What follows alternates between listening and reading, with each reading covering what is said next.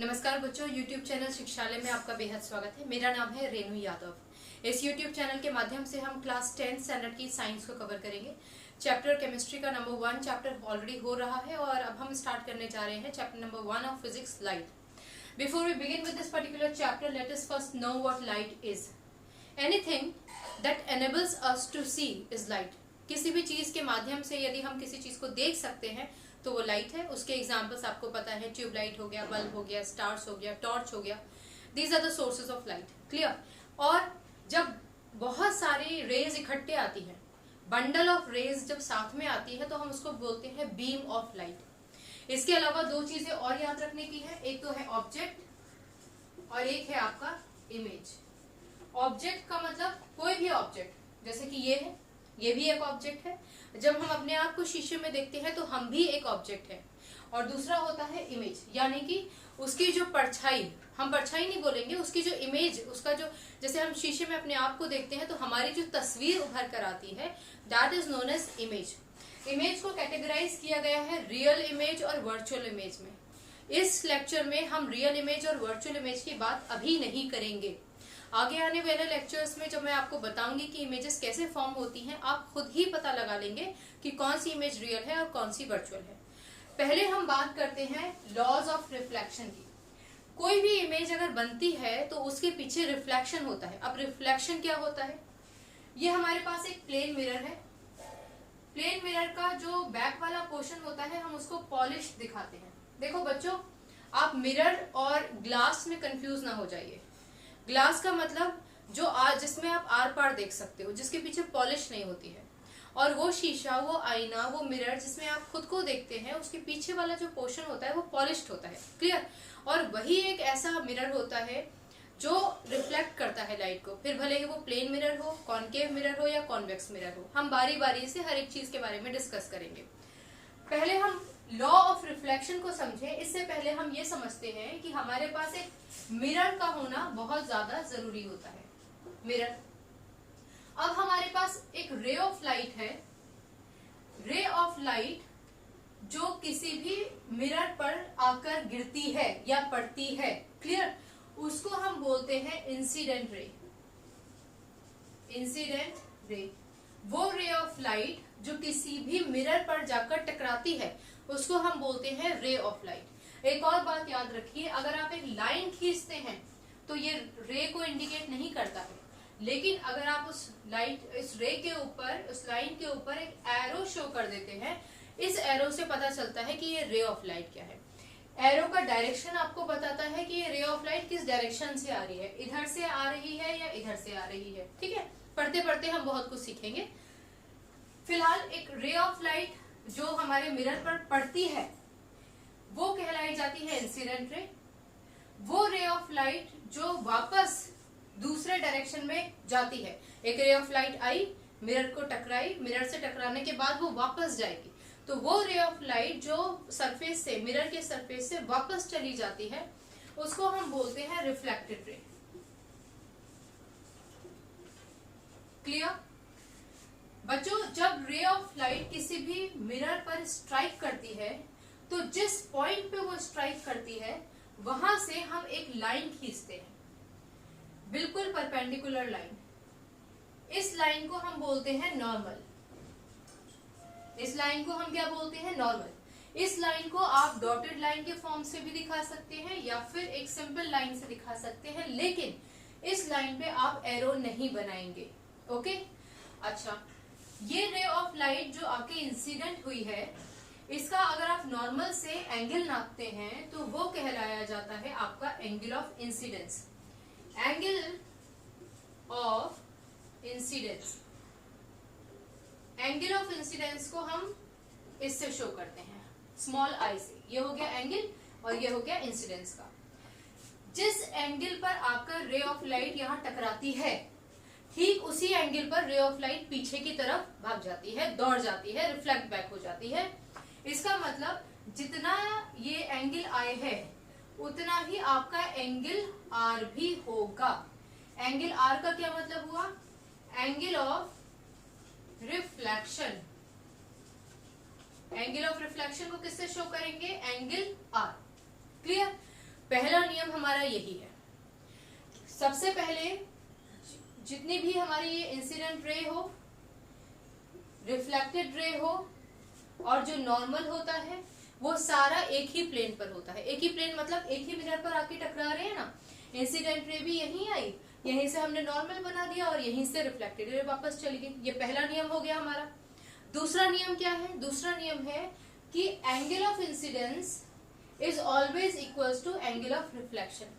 अगर 15 डिग्री के एंगल पर लाइट आके स्ट्राइक करती है मिरर को, तो 15 डिग्री एंगल पर ही रिफ्लेक्शन होगा। क्लियर? रिफ्लेक्शन और रिफ्रैक्शन दो टर्म्स है। मैं इस समय सिर्फ रिफ्लेक्शन की बात कर रही हूँ। रिफ्लेक्शन का मतलब रे ऑफ लाइट आई, टकराई और टकराकर वापस हो गई। ओके, तो एंगल ऑफ इंसिडेंस आपका हमेशा एंगल ऑफ रिफ्लेक्शन के बराबर होता है। तीसरी बात ये जान लीजिए, अगर यहाँ तो हमने एंगल की बात की थी, अगर कोई प्लेन मिरर है, ठीक है, प्लेन मिरर में आप हमेशा ये शेड दिखाओगे। ये शेड दिखाने का मतलब है कि यहाँ पर रे ऑफ लाइट नहीं आ सकती, पड़ नहीं सकती, क्योंकि रिफ्लेक्ट बैक नहीं होगी, पॉलिश है ना।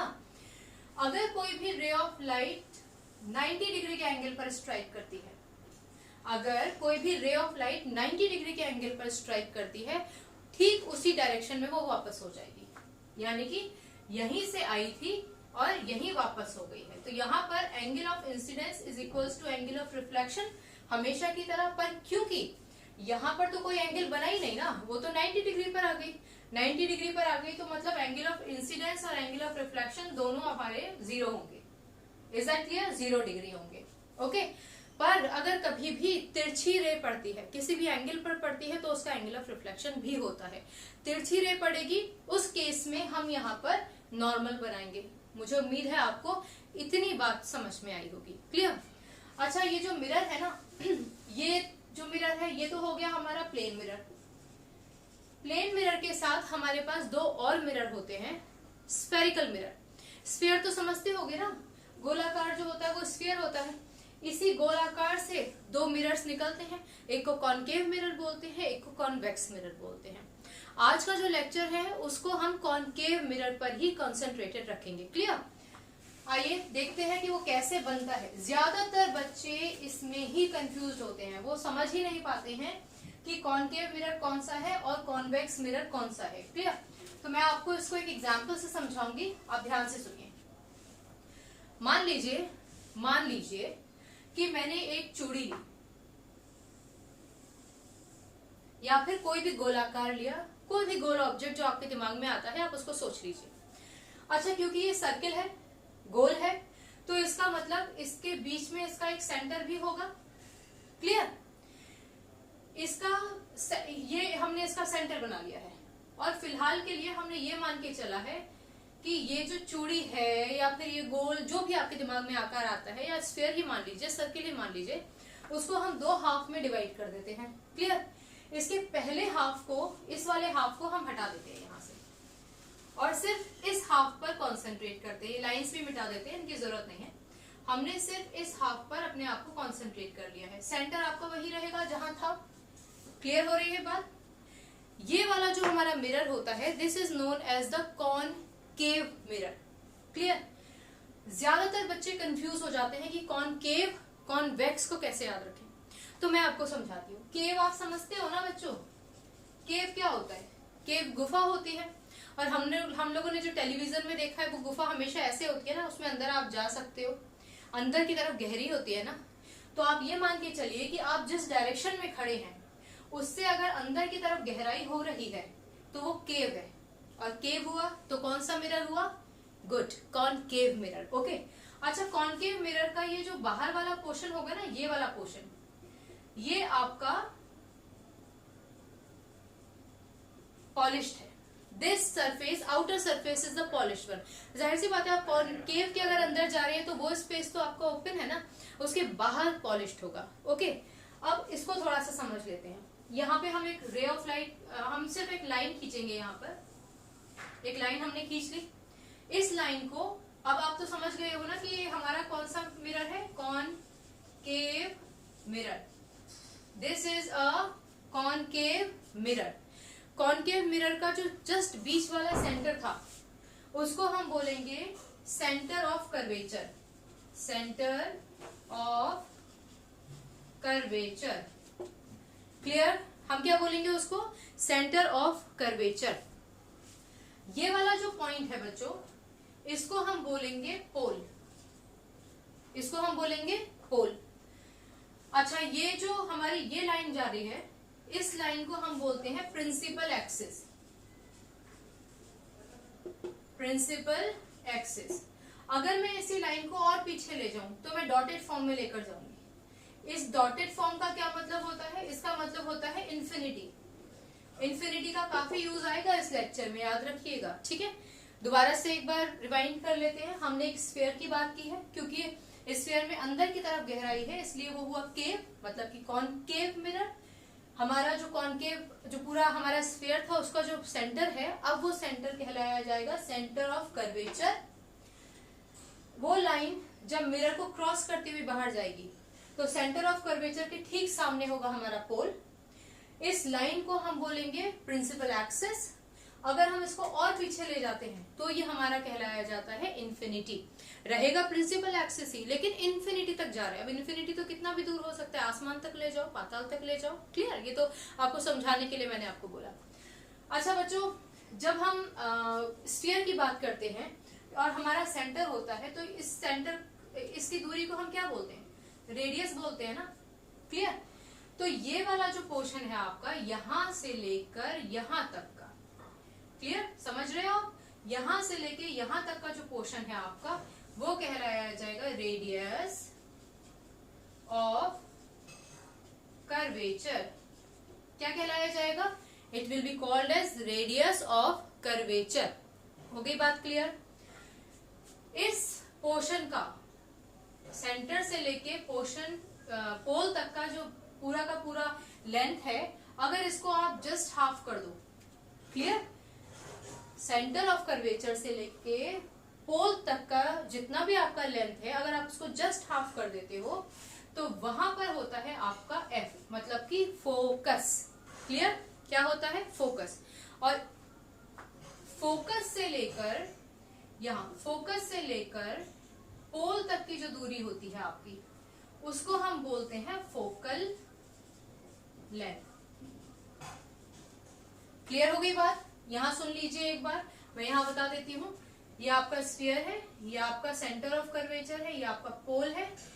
सेंटर ऑफ कर्वेचर से लेके पोल तक की जो दूरी है, यहां तक की, ये कहलाया जाएगा रेडियस ऑफ कर्वेचर। क्लियर?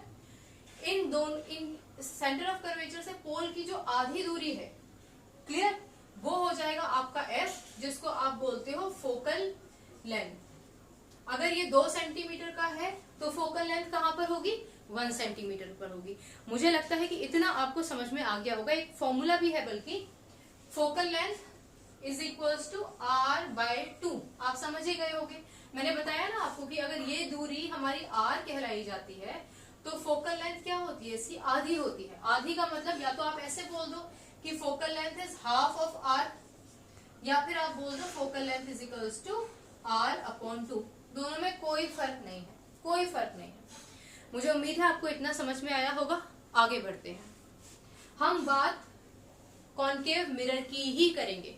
उस कॉनकेव मिरर में क्या लॉज ऑफ रिफ्लेक्शन होते हैं, कैसे इमेज बनती है, याद करने की बिल्कुल जरूरत नहीं है। सिर्फ आप सुनिए, समझिए, आप खुद ब खुद इमेज बनाएंगे। फिर हम बात करेंगे रियल, इन्वर्टेड की। ठीक है, आगे आने वाले लेक्चर्स में हम बाकी के मिरर्स की भी बात करेंगे, जिसमें कॉन्वेक्स मिरर है और बहुत सारी चीजें। आगे बढ़ते हैं बच्चों। हम लोगों ने ये डिस्कस किया अभी तक कि जो अंदर की तरफ गहराई होती है जिसमें, वो कहलाया जाता है आपका कॉनकेव मिरर। तो जरूरी नहीं आप हमेशा इसको बहुत गहरा बनाओ, आप इसको इतना भी बनाओगे तो चलेगा। पीछे वाला पोर्शन हमने इसका ये लाइंस बना के दिखा दिया है कि ये आपका पॉलिश्ड हो गया है। अब इसके हमारे पास सिर्फ 3 लॉज होते हैं, 3 लॉज ऑफ रिफ्लेक्शन। ओके, देखो बच्चों, हम एक रे ऑफ लाइट यहां से पास करेंगे ना। अब आप समझ गए होंगे ये क्या है? ये है पोल। यहाँ बीच में कहीं मान के चलो कि यहाँ है हमारा सेंटर ऑफ कर्वेचर, और इन दोनों के बीच में जो लाइन है वो है आपकी फोकस। इतना क्लियर हो गया? इसके सिर्फ 3 ही नियम है और बहुत प्यारे, बहुत आसान नियम है। पहला नियम क्या है? अच्छा ये तो लाइन आप समझ ही गए होंगे ना, प्रिंसिपल एक्सिस होती है, क्लियर। वो रे ऑफ लाइट, एक रे ऑफ लाइट जो प्रिंसिपल एक्सिस के पैरेलल जाएगी। अब ये अभी हम रे नहीं बोलेंगे इसमें क्योंकि इस पे एरो नहीं लगा है, तो पहले एरो लगा देते हैं, क्लियर। रे ऑफ लाइट जो प्रिंसिपल एक्सिस के पैरेलल जाएगी वो फोकस से होकर गुजरेगी। यहां जा रही है इसलिए एरो लगा दिया। फर्स्ट रूल है, बिल्कुल सिंपल रूल है, कुछ प्रॉब्लम नहीं है। एक रे ऑफ लाइट जो प्रिंसिपल एक्सिस के पैरेलल जाएगी वो फोकस से होकर गुजरेगी, ये हमारा पहला नियम है। ओके, सिंपल है। दूसरा नियम इसका उल्टा है। वो कैसे? उसमें है कि कोई भी रे ऑफ लाइट अगर फोकस से होकर गुजरती है, अगर ये फोकस है ना हमारा, कोई भी रे ऑफ लाइट अगर फोकस से होकर गुजरती है फिर इस मिरर को टकराती है तो वो प्रिंसिपल एक्सिस के पैरेलल चली जाएगी। पहला रूल क्या था? कोई भी रे ऑफ लाइट जो प्रिंसिपल एक्सिस के पैरेलल आ रही है वो फोकस से होकर गुजरेगी। कहां से होकर गुजरेगी? फोकस से होकर। दूसरा नियम हमारा क्या था? कोई भी रे ऑफ लाइट जो फोकस से होकर गुजरेगी वो प्रिंसिपल एक्सिस के पैरेलल मूव करेगी। सिंपल दूसरा नियम। तीसरा नियम हमारा क्या है? तीसरा नियम कहता है, मैं ये हटा देती हूँ, क्लियर। ये हमारा प्रिंसिपल एक्सिस है, ये हमारा यहाँ कहीं फोकस था, ये हमारा पोल है, आप जानते ही हो, ये हमारा सेंटर ऑफ कर्वेचर। तीसरा और आखिरी नियम बहुत सिंपल है। फोकस के बाद कौन बचा? Centre of curvature. कोई भी रे ऑफ लाइट जो सेंटर ऑफ कर्वेचर से होकर गुजरती है, ये लाइन थोड़ी टेढ़ी हो गई बच्चों, कोई भी रे ऑफ लाइट जो सेंटर ऑफ कर्वेचर से होकर गुजरती है, एक ही लाइन शो करनी है आपको, ठीक है। रे ऑफ लाइट जो सेंटर ऑफ कर्वेचर से होकर गुजरती है, जा रही है, वो उसी डायरेक्शन में वापस चली जाएगी। तीन नियम है। एक रे ऑफ लाइट पैरेलल आई तो फोकस से होकर गुजरेगी, फोकस से गई तो पैरेलल हो जाएगी प्रिंसिपल एक्सिस के, और सेंटर ऑफ कर्वेचर से जाएगी तो उसी डायरेक्शन में वापस चली जाएगी। मुझे लगता है इसमें तो आपको कोई कंफ्यूजन नहीं होगा, ठीक है। इन तीन नियमों पर ही हमारे सारे इमेजेस बनते हैं और उनमें हम बशर्ते, सबसे इंपॉर्टेंट तो है कि ज्यादातर हम दो ही नियमों का पालन करते हैं। पहला, पैरेलल फोकस से होके गुजरी, दूसरा सेंटर ऑफ कर्वेचर से होके सेंटर ऑफ कर्वेचर पे वापस आ गई, क्लियर। एक एग्जांपल देख लेते हैं बच्चों, बहुत सिंपल है, आप खुद बना सकते हैं ना, आपको किसी स्केल की जरूरत है ना, आपको याद रखने की जरूरत है कहाँ कहाँ क्या हुआ। मैं आपको एक इमेज बताती हूँ। ये है हमारा कॉनकेव मिरर, आप समझ ही गए हैं, क्लियर। बोर्ड पे साइज और शेप थोड़ा ऊपर नीचे हो जाए तो आप उससे परेशान ना होइएगा। ये हो गया हमारा प्रिंसिपल एक्सिस, क्लियर। ये हो गया हमारा प्रिंसिपल एक्सिस। ये हर बार आपको लिखना होगा, ठीक है, अगर 3 नंबर का क्वेश्चन आ सकता है इसमें से। ये हो जाएगा आपका पोल। आप जानते हैं इसके सेंटर में, आप ये मान के चलो, इमेजिन कर लो ये इतना बड़ा होगा तो इसके सेंटर में कहीं हम रख देंगे सेंटर ऑफ कर्वेचर, और उसके बाद हम क्या रखेंगे? हम रखेंगे फोकस। फोकस को नीचे लिखते हैं। यहाँ पे हमने एक ऑब्जेक्ट रख दिया है, ये रहा हमारा ऑब्जेक्ट। जब भी आप कोई ऑब्जेक्ट बनाएंगे ना तो उसको आप हमेशा एरो से बनाइएगा और एरो हेड से आप रेज दिखाइएगा। पहला नियम फॉलो करते हैं। पहला नियम क्या था? कोई भी रे ऑफ लाइट जो प्रिंसिपल एक्सिस के पैरेलल जाएगी, अब ऐसे ही तो कोई भी रे ऑफ लाइट नहीं चली जाएगी ना। मान लीजिए मैं आके खड़ी होती हूँ तो मेरे से जो रिफ्लेक्शन आएगा उसी की इमेज बनेगी, क्लियर। हम यहाँ रियल इमेज की बात कर रहे हैं पर, तो मान लीजिए ये एक ऑब्जेक्ट है, ये हमने एरो हेड बना दिया है, यहां से एक रे ऑफ लाइट गई, ठीक है, रे ऑफ लाइट गई है इसलिए एरो दिखा दीजिए। पहला नियम था, अगर ray of light principal axis के पैरेलल जाएगी तो कहां से होकर गुजरेगी? फोकस से होके, मतलब ये रे ऑफ लाइट जो है वो यहां से होकर गुजरेगी, क्लियर। अगर थोड़ा टेढ़ा मेढ़ा हो जाए तो उसकी फिक्र आप ना कीजिएगा, फोकस से होकर गुजरेगी। हमने यहाँ एरो दिखा दिया है ये शो करने के लिए कि हाँ ये हमारी फोकस से गुजरेगी।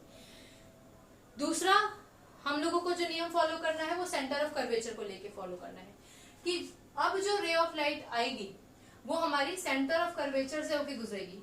सेंटर ऑफ कर्वेचर से होकर जो लाइट गुजरेगी बच्चों, वो सेंटर ऑफ कर्वेचर पे ही वापस चली जाएगी, क्लियर। मतलब ये जो हेड है हमारा ऑब्जेक्ट, इसने अपनी दूसरी रे ऑफ लाइट जो है वो सेंटर ऑफ कर्वेचर की तरफ डाली तो जो रे of light centre of curvature पे जाएगी वो सेंटर ऑफ कर्वेचर वाले डायरेक्शन में ही वापस चली जाएगी। Is that clear?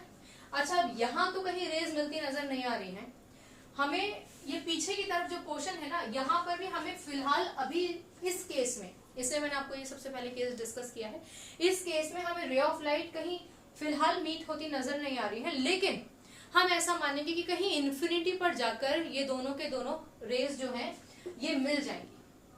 क्लियर? कहीं इन्फिनिटी पर जाकर ये हमारी जो दोनों रेज हैं वो मिल जाएंगी।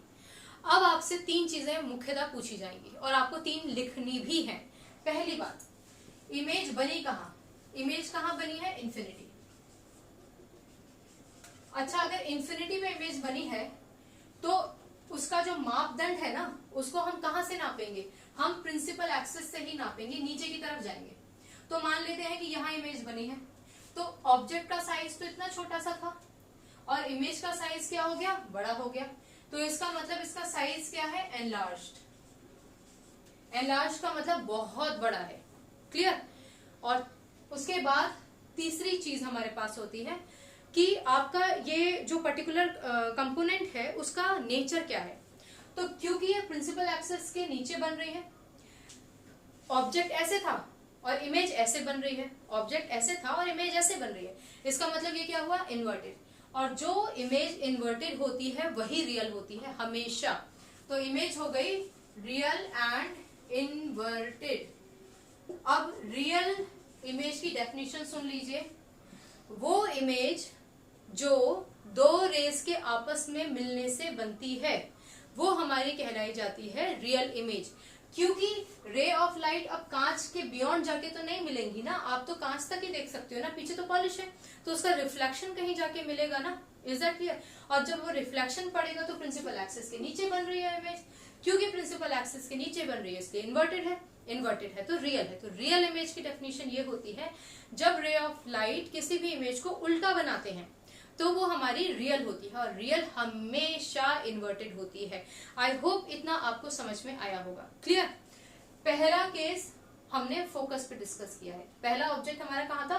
फोकस पे। एक और डिस्कस करते हैं, उसके बाद के जितने भी एग्जाम्पल्स है ना आप एक बार ट्राई करके देखिएगा बिना किताब की मदद लिए। अगर आपको कोई प्रॉब्लम होगा तो आप मुझे पूछिएगा, कमेंट बॉक्स में आप पूछ सकते हैं।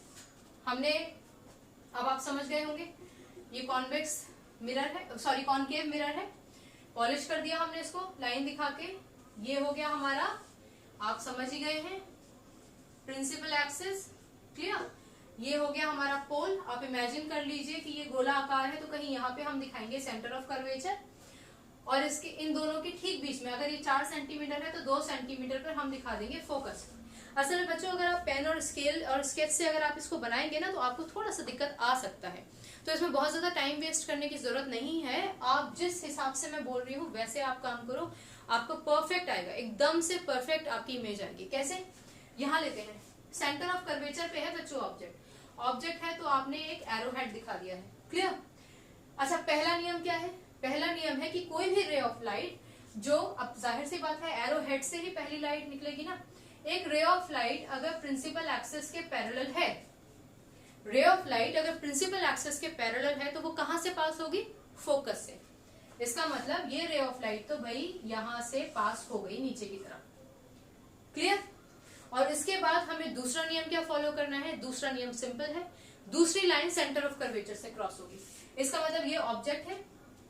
अब जो हमारा ऑब्जेक्ट है क्योंकि वो खुद ही सेंटर ऑफ कर्वेचर पर है रखा हुआ, तो सेंटर ऑफ कर्वेचर पे रखा हुआ है तो सेंटर ऑफ कर्वेचर वाला जो नियम है वो हम फॉलो नहीं कर सकते क्योंकि वहां पे तो खुद ही ऑब्जेक्ट रखा है। तो हम क्या फॉलो करेंगे? तीसरा नियम। तीसरा नियम क्या कहता था? तीसरा नियम कहता था कि वो रे ऑफ लाइट जो फोकस से होके गुजरती है, वो रे ऑफ लाइट जो फोकस से होके गुजरती है वो प्रिंसिपल एक्सिस के पैरेलल चली जाती है। क्लियर? प्रिंसिपल एक्सिस के पैरेलल चली जाती है। सेंटर ऑफ कर्वेचर पे रखा है ना सब हमारा ऑब्जेक्ट, इसलिए सेंटर ऑफ कर्वेचर वाला नियम फॉलो नहीं कर सकते हैं। पहला नियम फॉलो करेंगे, जो लाइन स्ट्रेट गई वो फोकस से होके गुजरेगी, और तीसरा नियम फॉलो करेंगे। दूसरा हमने बताया था वो कि जो रे ऑफ लाइट फोकस से होके जाती है वो प्रिंसिपल एक्सिस के बिल्कुल पैरेलल चली जाती है। क्लियर? ये लाइन यहाँ पे इंटरसेक्ट कर रही है तो इसका जो ऑब्जेक्ट है वो ठीक इसके नीचे बनेगा। और आप देख रहे हैं अभी एरो हेड ऊपर था और अभी एरो हेड यहाँ पर, यहाँ से हमने बनाया है नीचे है। अब आपको 3 बातें बतानी है। पहली बात, लोकेशन, कहाँ बनी है इमेज? सेंटर ऑफ कर्वेचर पर ही ऑब्जेक्ट था, सेंटर ऑफ कर्वेचर पर ही इमेज बनी है। तो लोकेशन क्या है? सेंटर ऑफ कर्वेचर, ठीक है। दूसरी बात, उसका साइज क्या है? सबसे इंपॉर्टेंट साइज, तो भाई साइज तो बराबर है, सेम साइज, क्लियर। और तीसरा आता है कि उसका नेचर क्या है। नेचर का मतलब रियल है, इन्वर्टेड है, क्या है? अब आपको दिख ही रहा है कि भाई ये तो इन्वर्टेड है और रियल ही हमेशा इन्वर्टेड होती है, या फिर इन्वर्टेड इमेज जो होती है वो हमेशा रियल होती है। तो नेचर क्या हुआ? Real and inverted. क्लियर हो गया बच्चों? इससे बड़ा और कोई भी कठिनाई का इसमें पोर्शन नहीं है। आपको सिर्फ 3 नियम याद करने हैं और उन्हीं के बेसिस पे आपकी सारी इमेज बन जाएंगी। एक इमेज हम और डिस्कस कर लेते हैं, ठीक, ताकि आपको कोई कंफ्यूजन ना हो। फोकस हमने डिस्कस कर लिया, सेंटर ऑफ कर्वेचर हमने डिस्कस कर लिया है। इसके बाद हम डिस्कस करेंगे सेंटर ऑफ कर्वेचर और फोकस के बीच में अगर रखा गया है इमेज को, तो मिरर लिया, समझ ही गए होंगे क्या करना है। इसको पेंट करना है, ऐसे दिखाएंगे। फिर हम क्या बनाएंगे? Principal axis, principal axis. यहां क्या बनाएंगे? पोल बनाएंगे। इसको इमेजिन कर लीजिए गोल है, तो कहीं यहाँ पर सेंटर ऑफ कर्वेचर बनाएंगे। कोई जरूरी नहीं है कि आप पूरा का पूरा एग्जैक्टली उसको पूरा बनाओ गोल को, फिर उसका सेंटर लगाओ, नहीं, ये इमेजिनरी है आपका। ये सेंटर ऑफ कर्वेचर है, यहाँ हमने कहीं बीच में ले लिया है आपका फोकस। और मैंने आपको बोला है कि इस बार जो ऑब्जेक्ट है वो फोकस और सेंटर ऑफ कर्वेचर के बीच में है, यानी कि ऑब्जेक्ट यहाँ है। क्लियर? अब हम 2 ही नियम फॉलो करेंगे। इस बार तो ये भी खाली है और ये भी खाली है। पहला नियम क्या है? वो रे ऑफ लाइट जो प्रिंसिपल एक्सिस के पैरेलल है, वो रे ऑफ लाइट जो प्रिंसिपल एक्सिस के पैरेलल है, वो फोकस से होकर गुजरेगी। I hope this is clear. अब क्योंकि हमारे पास सेंटर ऑफ कर्वेचर पर इस बार ऑब्जेक्ट नहीं है, तो दूसरी रे ऑफ लाइट कहां से जाएगी? सेंटर ऑफ कर्वेचर से। इस ऑब्जेक्ट की दूसरी रे of light centre of curvature से होकर गुजरेगी। तो आप यहां से इसको इलांगेट कर लीजिए और पीछे जहां जा रही है लाइन वहां उसको जाने दीजिए, ठीक है। अब आप देख सकते हैं, इसमें एरो दिखाना बहुत जरूरी है कि सेंटर ऑफ कर्वेचर से लाइन गई और उसी डायरेक्शन में वापस भी हो गई है। ये हमने रूल डिस्कस किया था। अब आप देखिए कि ये दोनों यहां मिल रहे हैं, क्लियर। तो आप यहाँ पर एक एरो बना लीजिए, एरो हेड नीचे रख दीजिए, क्योंकि प्रिंसिपल एक्सिस के नीचे बनी है ना इमेज, तो मतलब इन्वर्टेड है, इन्वर्टेड है तो एरो हेड नीचे दिखाएंगे। क्लियर? ये तो हो गई आपकी इमेज तैयार। इस इमेज में वो 3 पॉइंट्स आपको जरूर लिखने हैं। पहली बात, लोकेशन। अब लोकेशन कहाँ है भाई? यहाँ तो दोनों रे मिल गई है, नहीं मिली होती तो हम बोल देते कि भाई इन्फिनिटी पे बनी है, पर यहाँ तो मिल गई है ना। और कहाँ बनी है? Beyond centre of curvature. कहाँ बनी है? Beyond centre of curvature. तो ये हो गया हमारा बियॉन्ड सेंटर ऑफ कर्वेचर। दूसरा है हमारा साइज। साइज क्या है बच्चों? ऑब्जेक्ट का साइज तो इतना छोटा था और इमेज का साइज जो है वो इतना बड़ा बना है, तो आप क्या बोलोगे? एनलार्ज्ड, एनलार्ज्ड, ठीक है। उसके बाद आ जाता है हमारा नेचर। तो ये तो आप समझ ही गए होंगे कि क्योंकि ये नीचे बना है प्रिंसिपल एक्सिस के लिए, इसलिए ये हो जाएगा रियल एंड इन्वर्टेड। क्लियर बच्चों? एक और चीज मैं आपको बता देती हूँ, जब हम एक ऑब्जेक्ट बनाते हैं ना तो आप इसको नाम भी दे सकते हो, ए बी। अब क्योंकि बी आपने हैरो हेड को लिखा है, तो यहाँ जब इमेज बनाओगे ना तो इसको बोलोगे ए डैश बी डैश, ऐसा भी आप कर सकते हो। अगर ए बी नहीं लिखना चाहते हो तो मत लिखो। क्लियर? अच्छा बच्चों, जैसे हम लोगों ने अभी एक ऑब्जेक्ट फोकस पे देखा, एक सेंटर ऑफ कर्वेचर पर, एक हमने इसके बीच में रख दिया है, एक मैं आपको दे जाती हूँ होमवर्क के तौर पे। आप क्या करोगे? आप रखोगे ये सेंटर ऑफ कर्वेचर है, इसके बियॉन्ड रखिएगा। क्लियर? सेंटर ऑफ कर्वेचर के बियॉन्ड आप एक ऑब्जेक्ट रखिएगा और कमेंट बॉक्स में मुझे आप बताइएगा कि आखिरकार वो इमेज कहाँ बनी। क्लियर? और अगर आप मुझे उसका फोटो क्लिक करके कमेंट सेक्शन में लिख कर देते हैं तो वो बहुत बढ़िया बात है। एक और आप कीजिएगा, एक आप रखिएगा इन्फिनिटी पर। इन्फिनिटी का मतलब कहीं दूर से रेज ऑफ लाइट आ रही है। वही 2 नियम फॉलो कीजिएगा। किताब को देखने की जरूरत नहीं है, नहीं समझ में आता है मुझे पूछिएगा, समझ में आ गया है बनाइएगा, कमेंट सेक्शन में मुझे बकायदा उसका फोटो भेज सकते हैं तो बहुत बढ़िया बात है। ठीक है बच्चों, आज के लिए इतना ही। आगे हम इस तरीके से पढ़ते रहेंगे, रटिएगा मत, समझिएगा। Take a good care of yours, God bless you, bye bye.